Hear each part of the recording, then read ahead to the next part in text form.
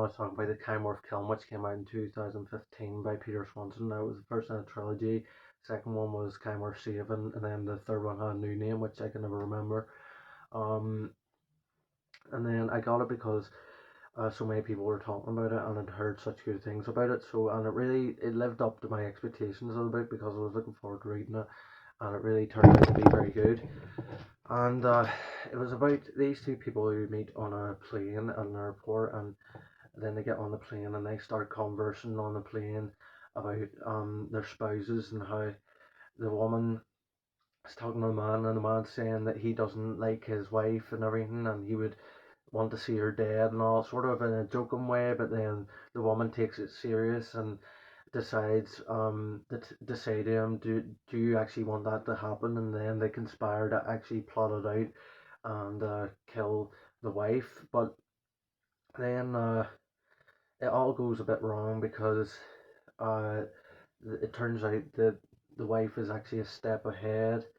Um, the wife's a step ahead and actually is already committing to murder her husband, and he's unaware of this. This is after the reason that the husband is wanting to kill his wife is because she is having an affair with her like personal trainer or something like that.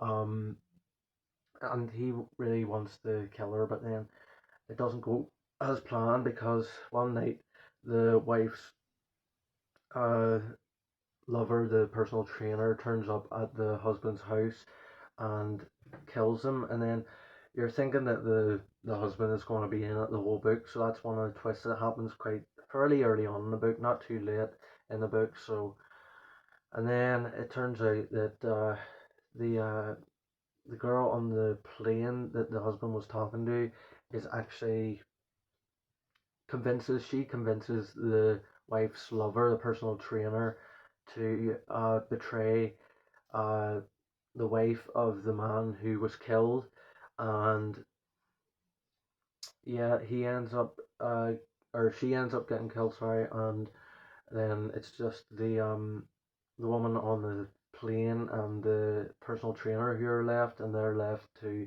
sort of pick up the pieces of what's happened and get rid of the bodies and everything like that. And but then there's another twist. There's a whole lot of twists in this book, and then there's another twist, whereas there's only one left by the end, and then you get another perspective of the Detective Kimball, who is out looking to find out what has happened to these people and where their bodies have went, and how the murder of the woman has happened, and that's the murder of the wife, how that happened, because she is the only one where there's actually a body being found for her. The other two were disposed of and hidden away, but then by the end of the book, who it is left is out of the personal trainer and the woman on the plane.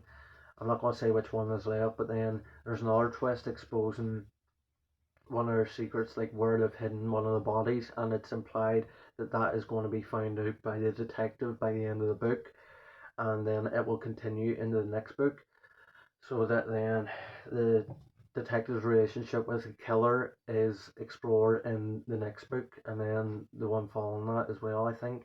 Um, so yeah, there's three books in the series. This was the first one that I read, first one in the series, and this was very good. And it was definitely, I'd say this is definitely like a 5-star book. Like it keeps you on the edge of your seat, like the whole time. And I think it was Thriller of the Year. I think I got that award.